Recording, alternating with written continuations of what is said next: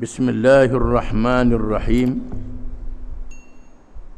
Hadis yang ke-50.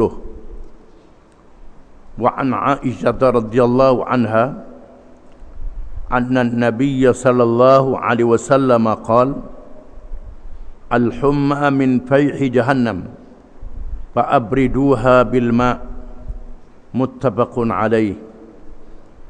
Dan dari Aisyah radhiyallahu anha bahawa Nabi SAW pernah bersabda, sesungguhnya demam daripada tiupan ataupun bahang neraka jahanam, maka sejukkanlah dengan air. Hadis riwayat Bukhari dan Muslim. Hadis ini petunjuk di dalam perubatan.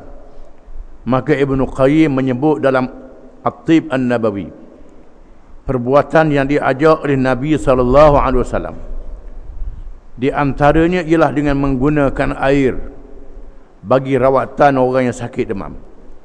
Dan Nabi menyebut demam adalah bahang kepanasan neraka jahanam. Sejukkan dengan air. Ini termasuk di dalam perkara yang gaib, yang wajib kita beriman kepadanya. Tidak dinafikan demam adalah penyakit. Panah adalah sifat neraka. Allah Ta'ala rasakan kepada kita yang beriman dan yang tak beriman akan kepanasan itu, untuk mengajar kita bagaimana rasanya sakit, supaya kita sedar nikmat sihat.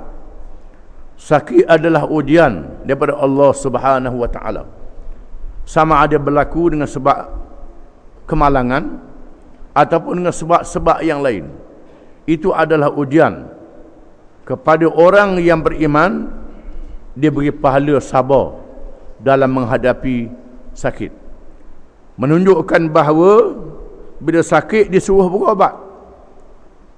Bertawakal bukan makna tak berubat. Itu tak betul, tak dinamakan tawakal. Bertawakal mestilah dengan ikhtiar, di antaranya dengan berubat. Di mana hadis ini Nabi SAW menunjukkan cara perubatan semua jenis demam, iaitulah dijeruh dengan air yang menyejukkan, badan yang demam. Dan para ulama mengatakan bahawa boleh berubat dengan air.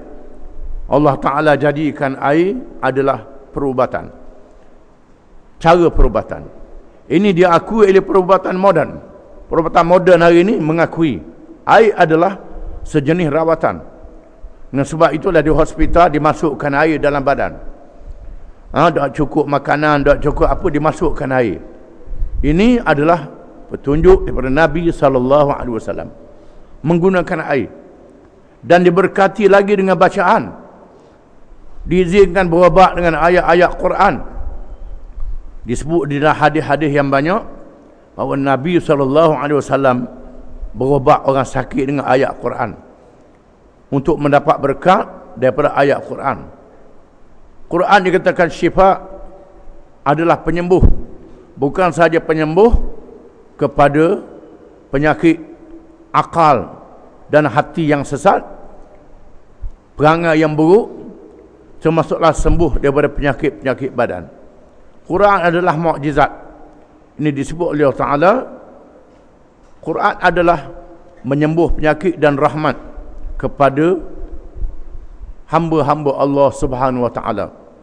Wa nunazzil minal Qur'an ma huwa shifaa'un wa rahmatun lil mu'minin. Dan kami turunkan daripada Quran itu apa yang menjadi penyembuh dan rahmat kepada orang-orang yang beriman. Disebut di dalam hadis yang sahih bahawa satu rombongan daripada sahabat Nabi SAW pergi menjalankan tugas. Bila mereka balik dalam perjalanan yang jauh itu, mereka singgah di satu perkampungan orang-orang Badui. Tiba-tiba salah seorang penduduk kampung disengat binatang bisa. Lalu mereka bertanya, adakah dalam rombongan kamu ni yang boleh berubat orang yang kena sengat binatang bisu? Lalu seorang daripada mereka membaca surah Al-Fatihah dan diludah sembuh serta-merta. Lalu dihadiahkan kambing, menyebabkan mereka berbelah bagi. Ada yang mengatakan haram, tak boleh makan, mana boleh ambil upah dengan ayat Quran. Ada yang mengatakan boleh, yang mengatakan boleh sembelih makan, yang mengatakan tak boleh tak makan. Bila mereka sampai di Madinah, mereka menceritakan kepada Nabi SAW. Lalu Nabi kata, Fatihah ni adalah jampi, kamu boleh makan daripadanya. Nabi tanya, ada tak lagi aku nak makan juga? Nabi kata. Nabi bergurau dengan mereka, menunjukkan bahawa dia harus berubat dengan ayat-ayat Quran dan dibenarkan mengambil upah oleh orang yang berubat. Walaupun dia tak mahu ambil upah, nak tolong saja itu satu bab lain, dihalalkan oleh syarak. Mengambil upah kerana berubat, termasuk berubat dengan ayat Quran. Dan disebut juga di dalam hadis-hadis yang sahih, seorang yang didatangi oleh penyakit menyebabkan tak sedar diri, lalu Nabi menyuruh seorang sahabat yang berwuduk, dan dia ambil air wuduk, dimandikan kepada yang sakit, maka sembuh daripada penyakit. Air wuduk untuk mengubat orang sakit. Ini disebut di dalam hadis-hadis yang sahih. Dan para ulama membenarkan juga menulis ayat-ayat Quran pada mangkuk putih ataupun kertas, kemudian dibasuh dengan air, diminum kepada orang sakit. Ini dihalalkan oleh syarak, dibenarkan oleh syarak untuk berubat dengan ayat-ayat Quran dan menggunakan air untuk rawatan. Berubat adalah sunnah Nabi SAW. Ibn Qayyim mengarang sebuah kitab yang dikenal dengan At-Tib An-Nabawi, perbuatan-perubatan Nabi SAW. Dikumpulkan di dalamnya hadis-hadis Nabi yang berkait dengan perubatan. Hadis yang ke-51, wa anha radhiyallahu anha anin Nabi sallallahu alaihi wasallam qala, man mata wa alaihi saumun sama anhu waliyuh, muttafaqun alaih.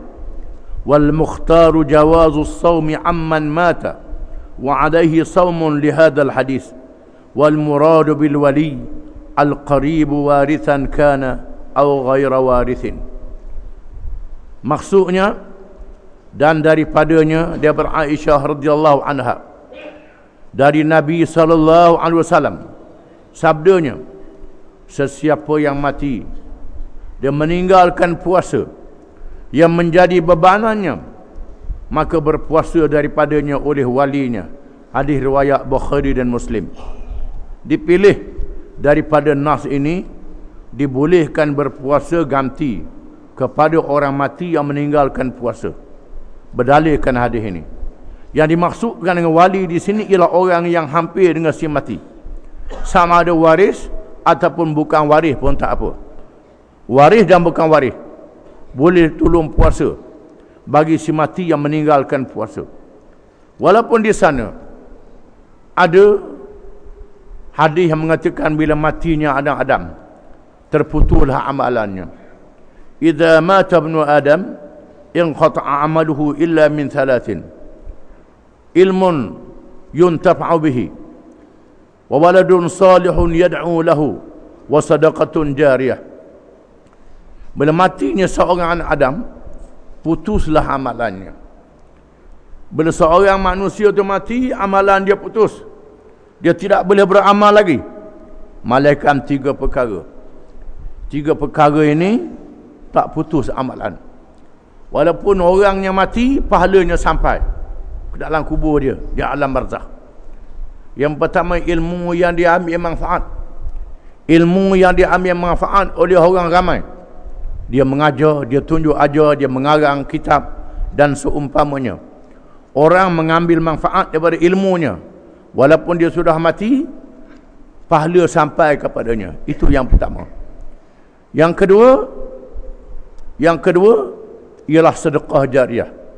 Sedekah yang kebajikannya berpanjangan, derma ke masjid, wakaf dan berbagai-bagai lagi.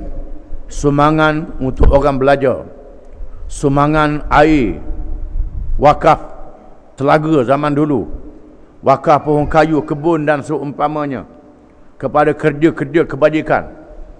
Ini sapa kepada si mati walaupun dia sudah meninggal dunia. Yang ketiga, anak yang soleh. Anak yang soleh, anak yang baik, yang beriman, yang mengerjakan amal yang soleh, yang mendoakan untuk ibu bapa dia yang telah meninggal dunia, ataupun kawan-kawan dia yang telah meninggal dunia, maka siapa pahalanya. Ini sabit dalam hadis yang sahih. Dan di sana juga ada hadis yang mengatakan bahawa si mati yang meninggalkan haji boleh dikerjakan hajinya.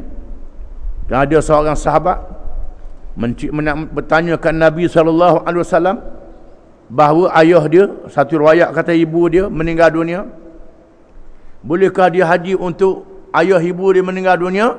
Nabi kata boleh, dan mu boleh pahala. Berdasarkan kepada hadis ini, boleh mengerjakan haji untuk si mati. Ini sabit dalam hadis yang sahih. Hadis yang kita baca pada hari ini pula ialah berkenaan dengan puasa. Orang yang meninggalkan puasa boleh dipuasa oleh walinya. Wali dia boleh puasa, ataupun kawan-kawan dia boleh puasa untuk ganti puasa pada dia. Dan ulama menambahkan pula, kalau tak boleh puasa, ganti dengan bayar fidyah, sedekah tiap-tiap satu hari satu cupak kepada yang meninggalkan puasa. Kerana ambil dalil daripada ayat Quran yang mengatakan orang yang uzur tak boleh puasa dengan sebab tua, sakit yang tak ada harapan sembuh, maka diganti puasanya dengan fidyah, dengan sedekah. Begitu juga orang mati boleh diganti puasanya dengan sedekah. Ganti dengan puasa boleh juga. Ini tidak ada khilaf di kalangan ulama. Termasuklah juga mendoakan untuk si mati, beristighfar untuknya. Orang yang sudah mati, sudah meninggal dunia, kita berdoa, beristighfar untuk dia. Tak ada khilaf kalangan ulama siapa pahala, kerana sabit dengan nas Quran dan sabit dengan hadis Nabi SAW. Adapun baca Quran untuk orang mati, ini khilaf ulama. Ada ulama kata siapa baca Quran, ada ulama kata tak siapa baca Quran. Kerana disebut dalam Quran, disebut dalam hadis hanya doa, istighfar, haji dan puasa. Tak disebut baca Quran. Ini sebab khilaf para ulama. Ada ulama mengatakan apa saja kebajikan, Quran adalah kebajikan, maka baca hadiah untuk orang mati siapa. Tapi kebanyakan ulama dalam mazhab Syafi'i kita kata tak siapa. Ulama mazhab Hanafi kata siapa. Imam Nawawi dalam mazhab Syafi'i bersetuju bahawa baca Quran siapa, dengan syarat hendaklah disebut dan diniat selepas membaca Quran hadiah untuk si mati, disebut ibu bapa kita ke dan sebagainya, disebut begitu.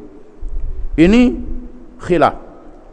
Adapun yang dinamakan rati arwah yang diamalkan oleh orang kita, itu pendapat yang dhaif, yang lemah. Ada kata siapa, ada kata dhaif, pendapat yang lemah. Mereka yang mengatakan siapa, asal sahaja kerja-kerja kebajikan, tujuannya hadiah untuk si mati, maka siapa. Ada mengatakan siapa, mengatakan tidak. Ini pendapat yang lemah, lepas pada baca Quran. Ini lemah lagi. Termasuklah korban. Korban kalau diwasiatkan oleh si mati, maka kita korban. Kalau dia dah wasiat, tak payah buat korban. Habis dah masa dia untuk berkorban. Korban untuk kita yang hidup inilah. Namun ada ulama mengatakan boleh juga buat korban untuk orang mati. Ini pendapat yang dhaif, pendapat yang lemah. Ada pun yang mengatakan buat ratik 7 hari, ratik 40 hari, hak tu mengarut. Tak ada dalam nah apa, pakai buat pakai reka-reka Melayu saja. Itu saja. Inilah yang kita kena faham. Yang kita kena sedar bahawa doa untuk si mati dan istighfar untuknya sepanjang masa.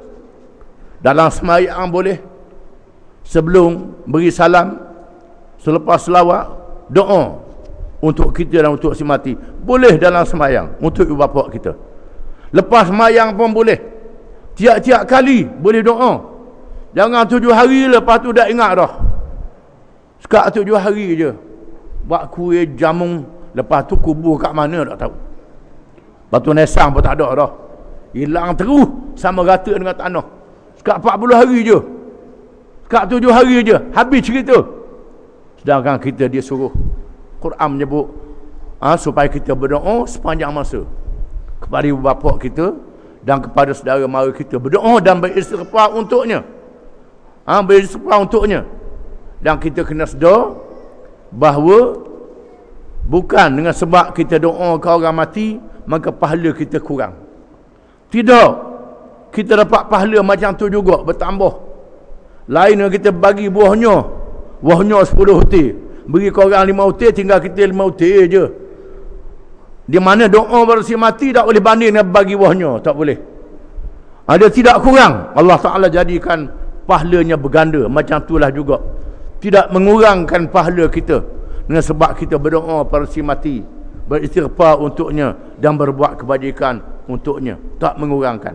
Ini adalah tambahan daripada hadis yang kita baca pada hari ini. Wallahu a'lam.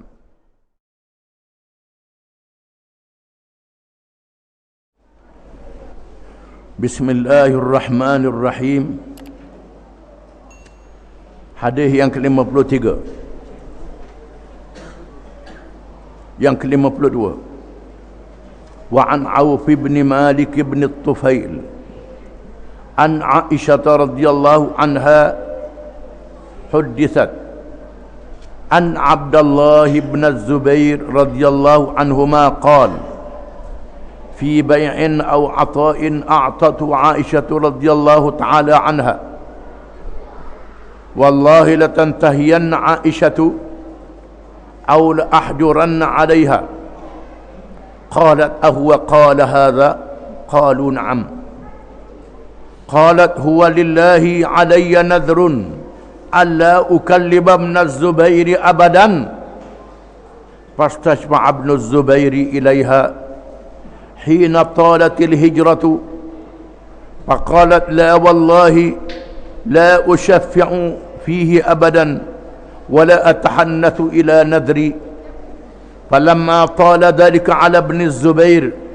كلم المسور بن مخرمة وعبد الرحمن بن الأسود بن عبد يغوث وقال لهما أنشدكم الله لما أدخلتماني على عائشة رضي الله عنها فإنها لا يحل لها أن تنذر قطيعتي فأقبل به المسور وعبد الرحمن حتى استأذنا على عائشة فقال السلام عليك ورحمة الله وبركاته أنا أدخل قالت عائشة ادخلوا قالوا كلنا قالت نعم ادخلوا كلكم ولا تعلموا أن معهما ابن الزبير فلما دخلوا دخل ابن الزبير الحجاب فاعتنق عائشة رضي الله عنها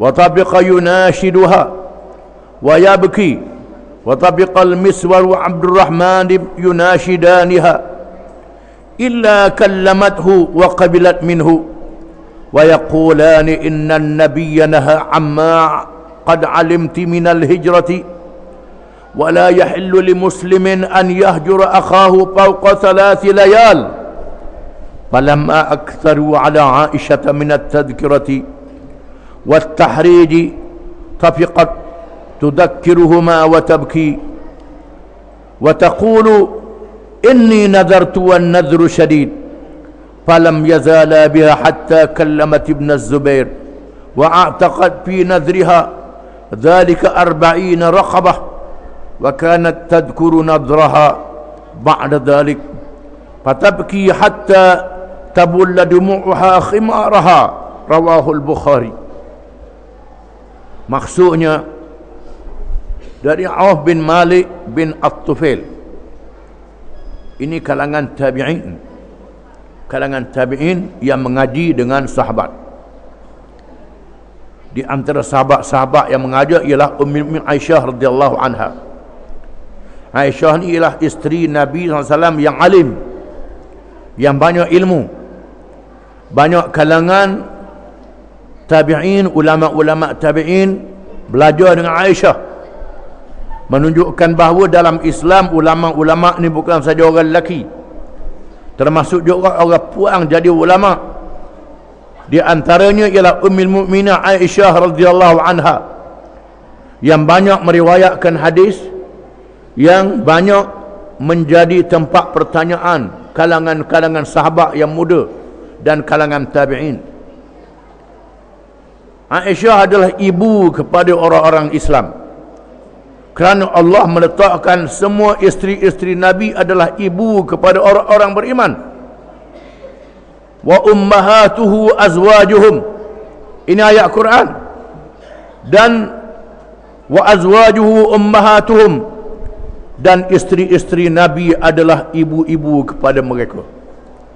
Diharamkan orang beriman berkahwin dengan isteri-isteri Nabi sallallahu alaihi wasallam sebagaimana diharamkan berkahwin dengan ibu kita. Itu hubungan kita dengan isteri-isteri Nabi. Oleh kerana itu jangan ikut puak-puak yang caci isteri Nabi, tak boleh. Macam caci ibu lah juga. Bahkan isteri Nabi ni lebih pada ibu kita lagi, tak boleh buat main-main. Di mana diberitakan, diriwayatkan bahawa Abdullah bin Az-Zubair radhiyallahu anhuma, dia beri kepadanya barang untuk dijual ataupun untuk hadiah. Aisyah memberi kepadanya. Diriwayatkan bahawa Abdullah bin Zubair radhiyallahu anha ini anak saudara dia, kerana Zubair isterinya Asma binti Abu Bakar. Asma adalah kakak para Aisyah. Abdullah bin Zubair adalah anak para Asma binti Abu Bakar, menunjukkan Abdullah bin Zubair ni anak saudara para Aisyah. Diriwayatkan bahawa Aisyah memberi barang kepada Abdullah bin Zubair untuk dijual ataupun untuk hadiah.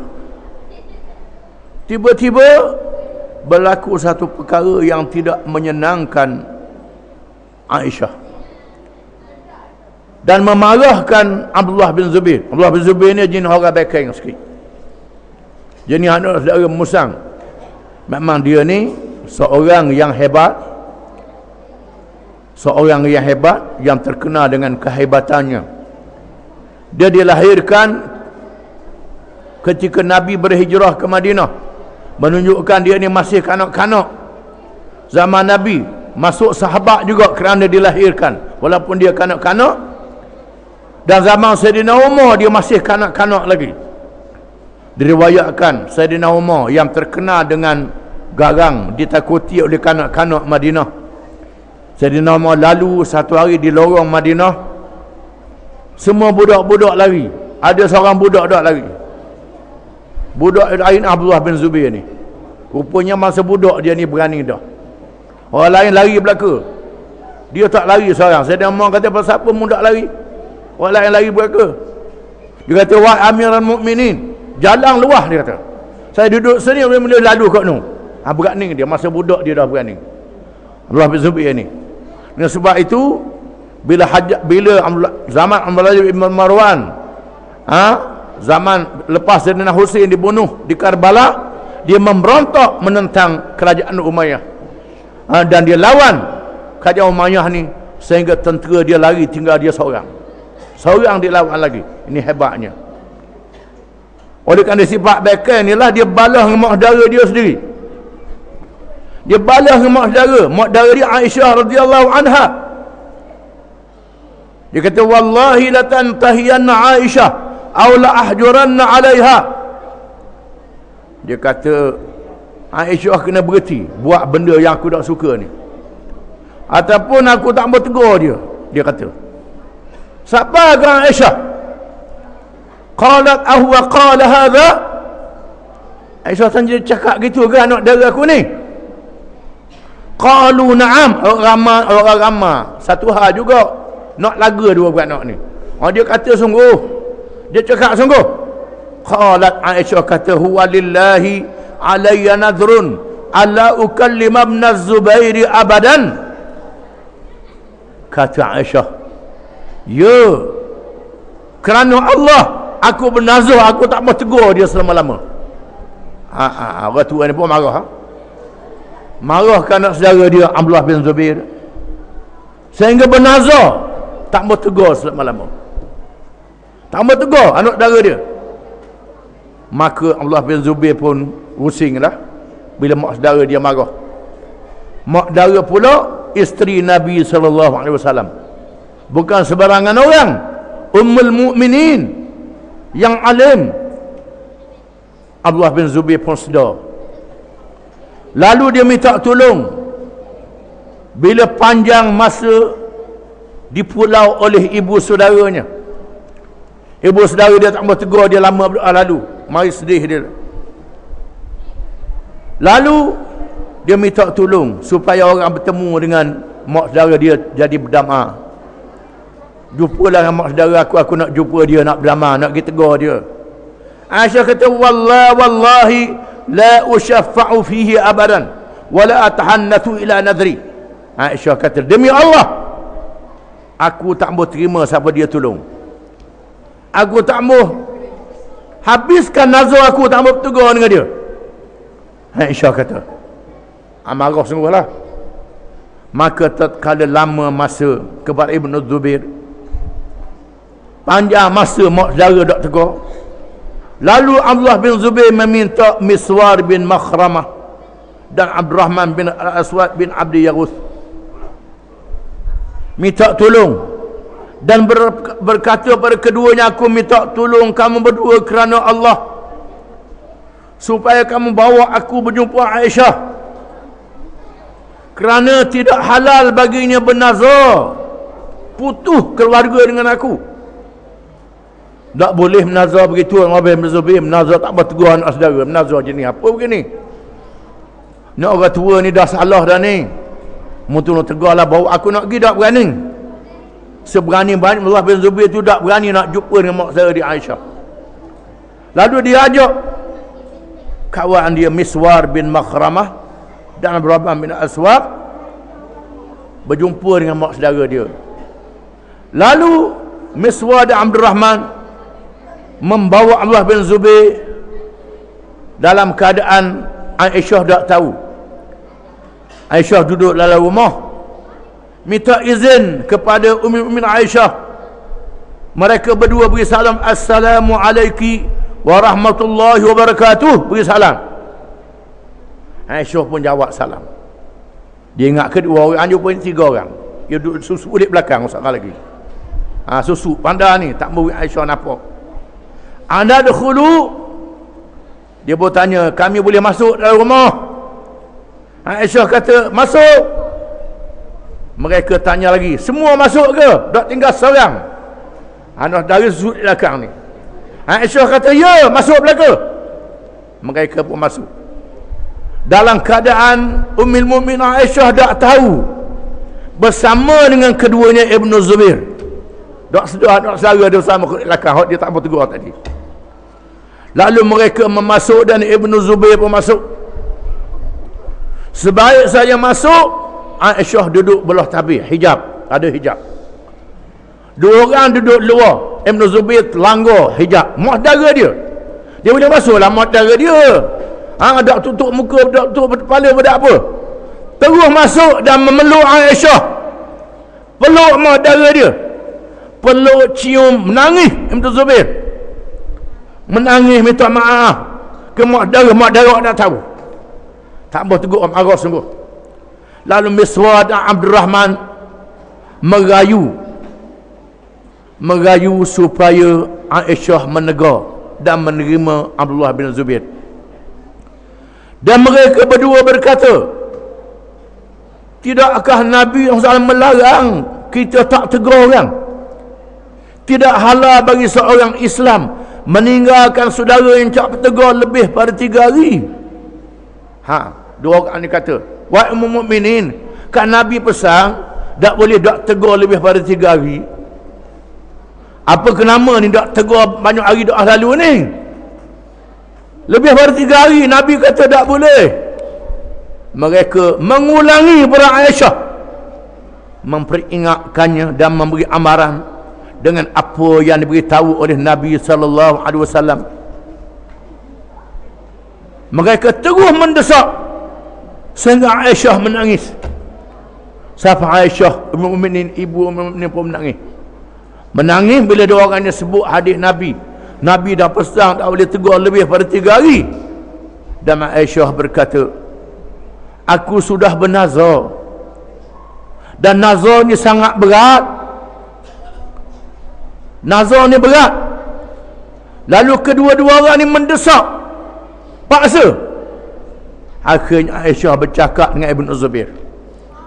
Lalu dia pun tegurlah anak saudara dia.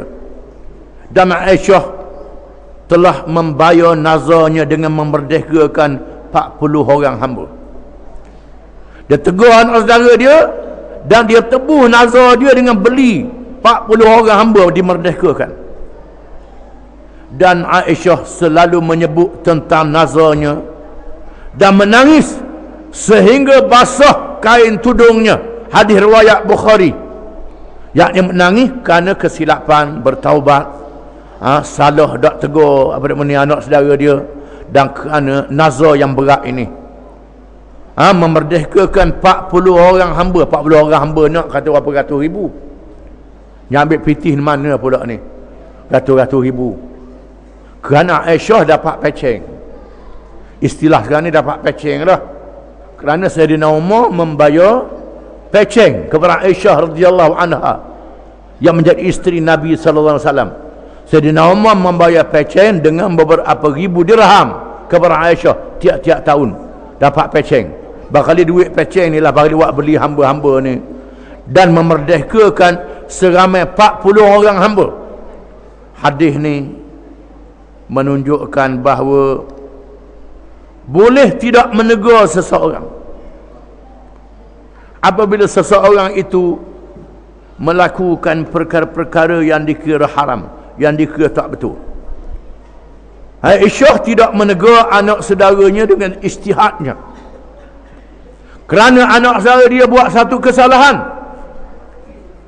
kesalahan yang membolehkan dia tak tegur.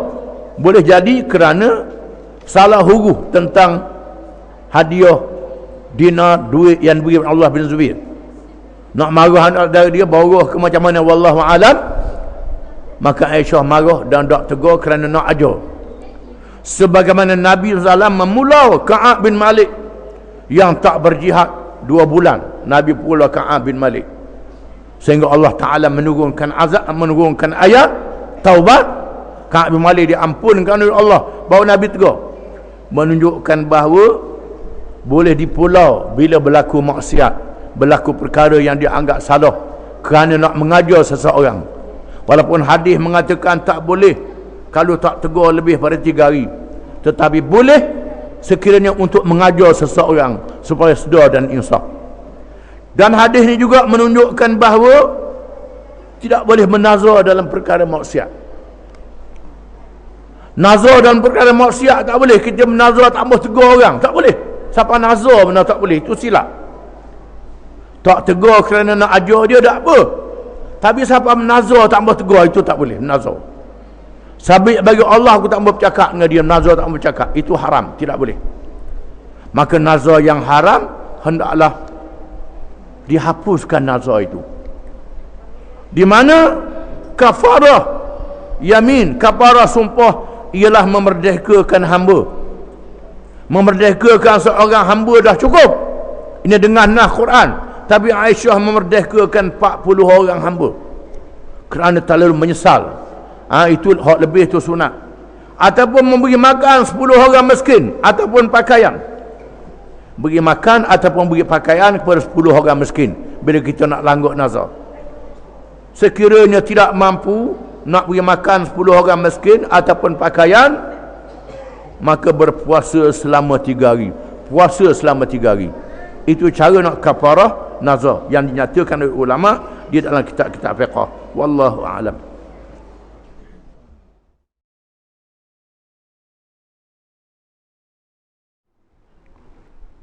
Bismillahirrahmanirrahim. Hadis kali yang ke-53. وعن عقبة بن عامر رضي الله عنه أن رسول الله صلى الله عليه وسلم خرج إلى قتلى أحد فصلى عليهم بعد 8 سنين كالمودع للأحياء والأموات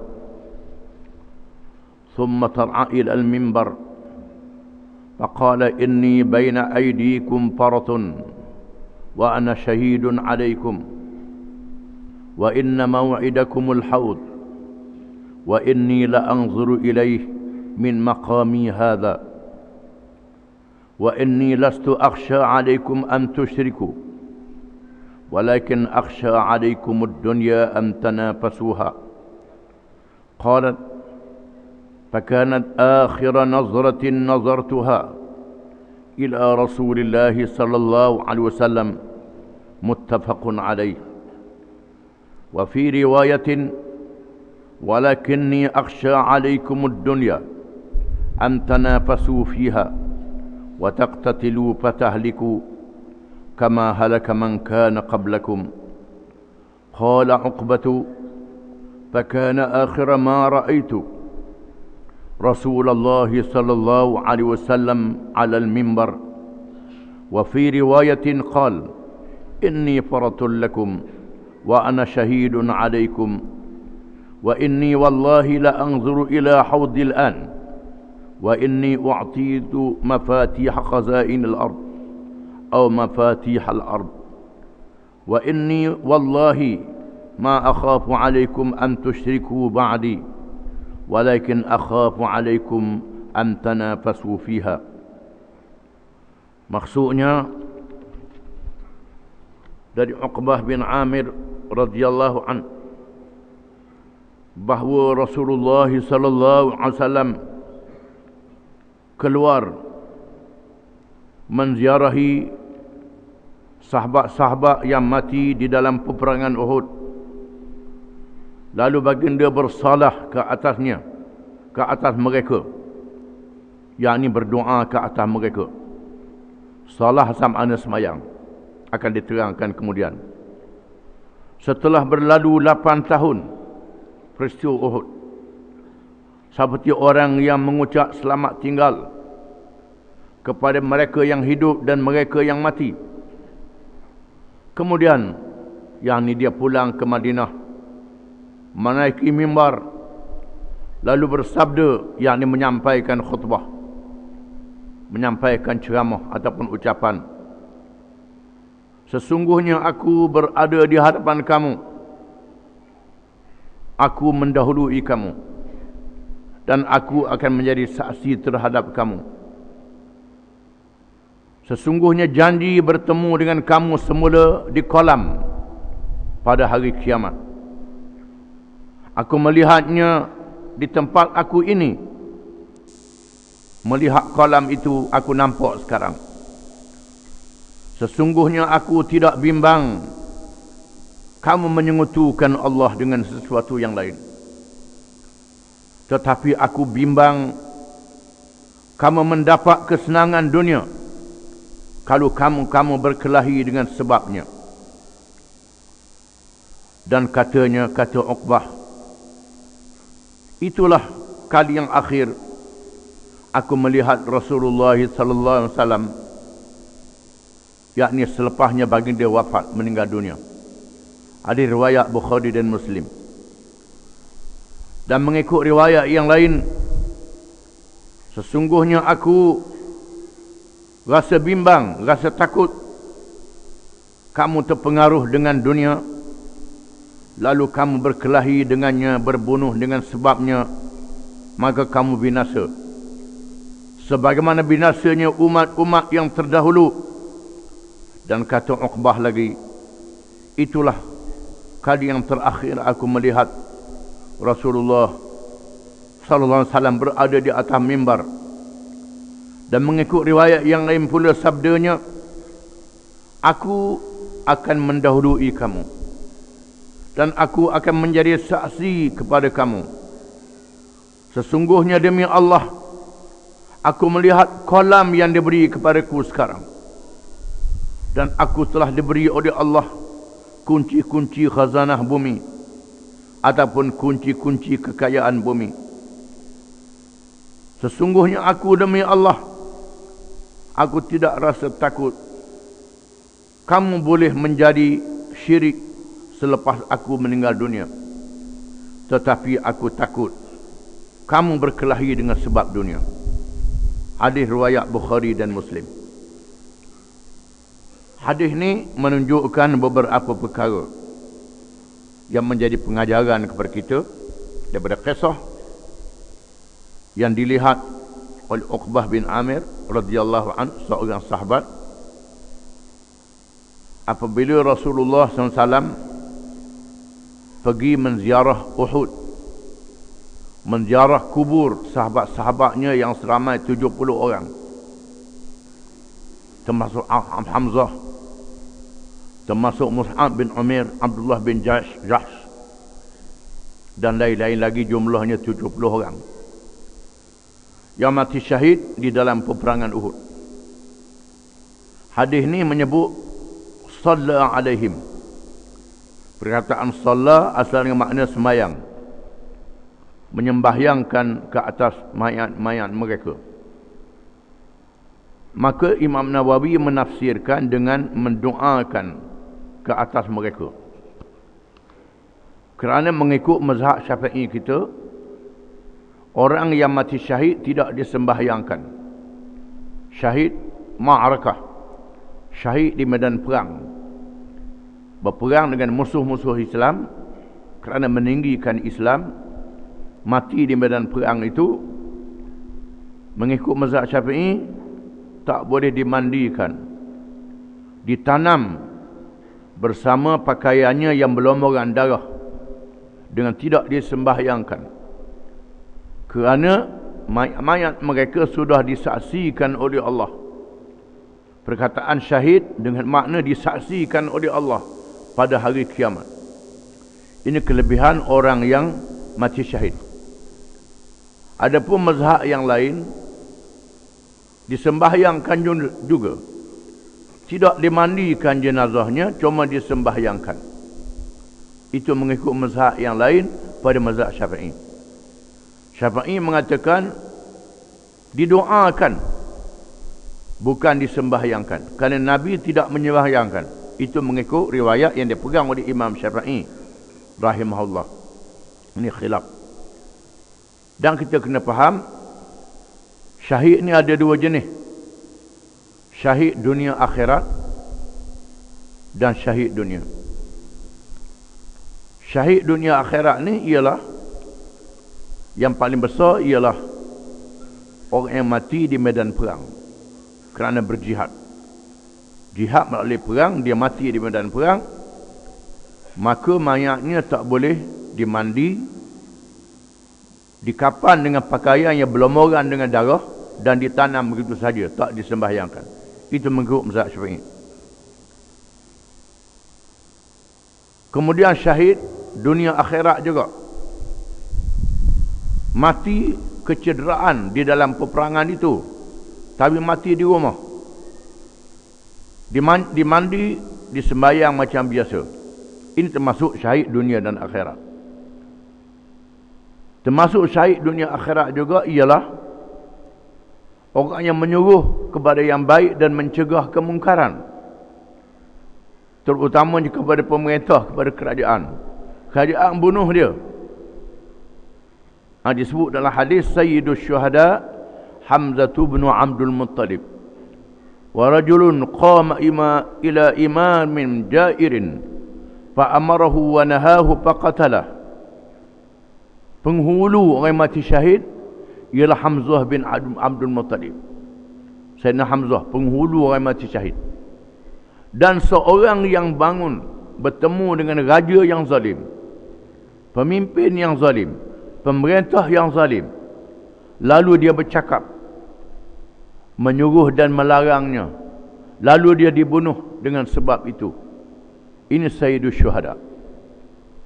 Ini syahid yang besar, dengan sebab dia menyelamatkan umat, menyelamatkan rakyat, sanggup mati, mengorbankan diri dia menasihat kerajaan yang zalim. Hak ni syahid dunia dan akhirat. Kalau dia mati, dibunuh, maka ditanam macam biasa, dimandikan jenazahnya, disembahyangkan. Orang yang mati kerana ta'un, diserang ta'un, termasuk syahid dunia dan akhirat, macam biasa juga. Orang yang mati mempertahankan harta dia. Orang nak ceroboh harta dia, nak ceroboh keluarga dia, dia mempertahankan anak isteri dia, mempertahankan harta dia. Mati dibunuh, itu mati syahid dunia dan akhirat, ditanam macam biasa. Orang yang mati kemalangan, kemalangan jalan raya, kemalangan tenggelam air, kemalangan runtuh bumi dan seumpamanya, bukan dia bunuh diri, dia mati berlaku kemalangan. Kalau sengaja bunuh diri, itu dia diseksa sebagaimana dia bunuh diri dia dengan itu juga. Sengaja bawa motosikal nak bunuh diri, itu mati kena seksa. Diseksa sentiasa dalam keadaan kena langgar begitulah. Itu dia beratnya bunuh diri ni, jangan main-main. Ini bukan dia cari kemalangan, kemalangan berlaku. Bukan dia cari, tidak berlaku kemalangan, mati dengan sebab itu. Ini termasuk syahid dunia dan akhirat. Perempuan yang mati dalam nifas, melahirkan anak, pada masa melahirkan anak ataupun selepas melahirkan anak, dengan sebab sakit melahirkan anak itu dia mati, termasuk syahid dunia dan akhirat. Syahid dunia dan akhirat. Jenazahnya diurus sebagaimana biasa, tapi dia syahid di sisi Allah Ta'ala. Dia mendapat aman daripada fitnah kubur, sa'a muka nakir tak ada bagi dia. Mendapat nikmat syurga. Ini orang yang mati begitu. Itu di antara syahid dunia dan akhirat yang dibilang banyak dalam hadisnya. Orang yang mati dagang, mati dalam menuntut ilmu, mati di negeri orang, dagang di negeri orang mati, termasuk syahid dunia dan akhirat. Itu dibilang ke syahid dunia dan akhirat. Kerana mati syahid dunia saja, orang munafik, dia berjuang bukan kerana Allah, berjuang kerana orang, berjuang kerana harta, berjuang kerana pangkat, bukan kerana Allah. Mati dalam perjuangan, itu syahid dunia saja. Orang kata dia syahid, Tuhan tak terima dia, masuk neraka. Dia bukan berjuang Islam. Itu syahid dunia saja. Itu dalam perkara syahid. Jadi Nabi SAW menziarah sahabat-sahabat dia yang mati dalam perang Uhud dan mendoakan untuk sahabat itu. Allah Ta'ala mengangkatkan lagi derajat mereka. Kemudian balik, pergi ke masjid, naik atas mimbar menyampaikan ucapan. Dan ucapannya menyatakan, memberi isyarat dia akan mati tak lama lagi. Aku mendahului kamu, dan aku akan jumpa dengan kamu di hari kiamat kelak di kolam yang Tuhan berikan pada aku. Ada ulama mengatakan ini kolam lain, kolam Kautsar, kolam lain. Ada dua kolam, Al-Haud dan Al-Kautsar, mengikut satu riwayat. Satu riwayat kata Kautsar lah. Dan Nabi nampak, Nabi kata aku nampak kolam tu sekarang. Ini kasyaf. Ulama tasawuf kata kasyaf. Tuhan beri nampak benda yang akan datang, benda yang gaib. Allah Ta'ala buka hijab kepada Nabi SAW, nampak perkara yang berlaku itu dengan mata dia. Ini kelebihan yang ada pada Nabi SAW. Aku akan tunggu kamu di sana, jumpalah kita di sana. Mengikut satu riwayat yang lain, ada orang yang Nabi kenal umat dia. Nabi kenal umat dia. Dalam satu hadis yang lain, sahabat tanya, macam mana Rasulullah nak kenal umat? Kami Rasulullah kenal. Orang yang kemudian, siapa zaman kita ni lepas 1000 tahun nak kenal macam mana? Siapa berjota-jota orang Islam? Nabi kata, aku kenal melalui tanda-tanda wuduk. Tanda-tanda wuduk Orang yang semayang ada tanda wuduk. Yang tak semayang tak ada tanda lah. Nabi tak kenal lah jawab dia kalau tak semayang. Bila semayang ada wuduk, maka Nabi kenal. Ada kalangan mereka itu yang dihambat, yang dihalau. Dihambat daripada kolam Kautsar. Lalu Nabi kata, aku kata ummati, ummati, ummati. Umat aku, umat aku, umat aku. Jangan halau mereka. Malaikat kata, innaka la tadri madza amilu ba'dak. Wahai Muhammad, mu tak tahu puak ni apa buat lepas mu mati. Menyeleweng daripada ajaranmu. Semayang. Ada tanda pada wuduk. Ada tanda wuduk ada pada tubuh, pada tangan ambil semayang. Tapi kena halau. Pasal apa? Ikut Nabi bab semayang je, bab lain tak ikut Nabi. Itu dia. Masuk talak hudud tadi. Talak hudud, talak hukum Allah Ta'ala. Talak macam-macam. Semayang. Pergi umrah. Tapi tak pakai hukum Islam, pakai hukum lain. Termasuklah yang dihalau daripada kolam Kautsar. Nabi kenal dah umat dia dah, tak ada tanda semayang. Dihalau. Malaikat kata, mu tak tahu wahai Muhammad, puak-puak ni buat apa lepas dia mati. Dan Nabi mengatakan, aku tidak bimbang kepada syirik membahayakan kamu. Syirik tu bahaya, sangat bahaya syirik. Dosa paling besar. Tapi Nabi percaya pada umat dia. Umat dia tak syirik, tak menyembah berhala, tak jadi kafir. Sebut kafir marah. Marah sebut kafirnya. Sebut dia keluar daripada Islam, marah.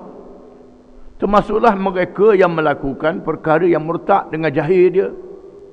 Dia jahil, dia tak tahu.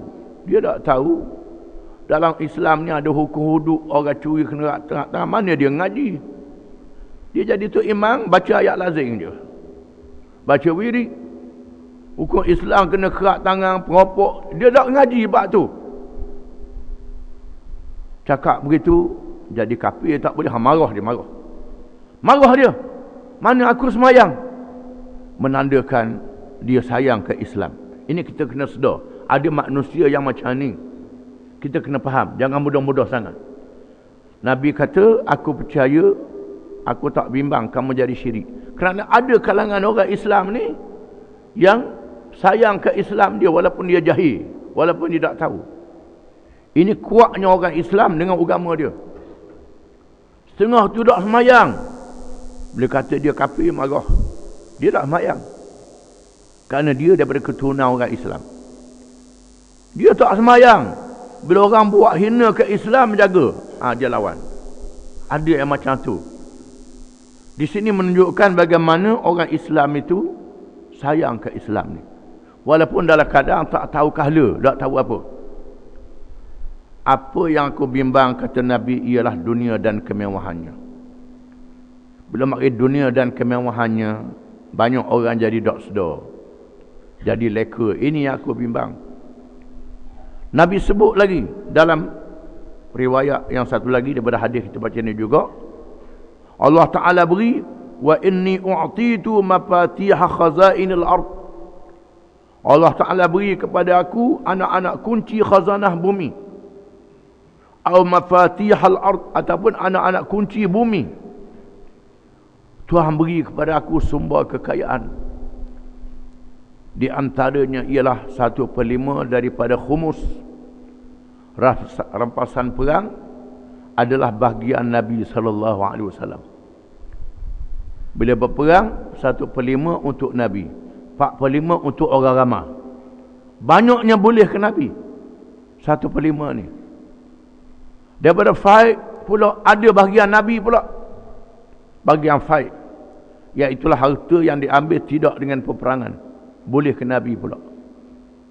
1/5 daripadanya banyak, menunjukkan Nabi ini ada harta lebih banyak pada orang lain. Walaupun demikian, Nabi SAW tidak leka dengan kekayaan yang diberi kepadanya. Kekayaan itu dibelanjakan untuk umat dia di zaman itu. Dia beri kepada setiap orang yang merayu, yang mengadu, yang pada beri. Sehingga Nabi mati dalam keadaan miskin. Mati dalam keadaan miskin. dalam keadaan tidak ada harta yang banyak dan dalam keadaan baju rantainya digadai kepada seorang Yahudi. Bila dia gada baju rantai, menandakan dia tak ada pitih, tak ada duit. Menggadaikan, walaupun dia beri kepadanya mafatihah khazainal ard, anak kunci perbendaharaan bumi ada pada Nabi, dia beri kepadanya. Tapi Nabi tidak leka dengan kekayaan. Kekayaan tidak ditaruh, tidak disimpan.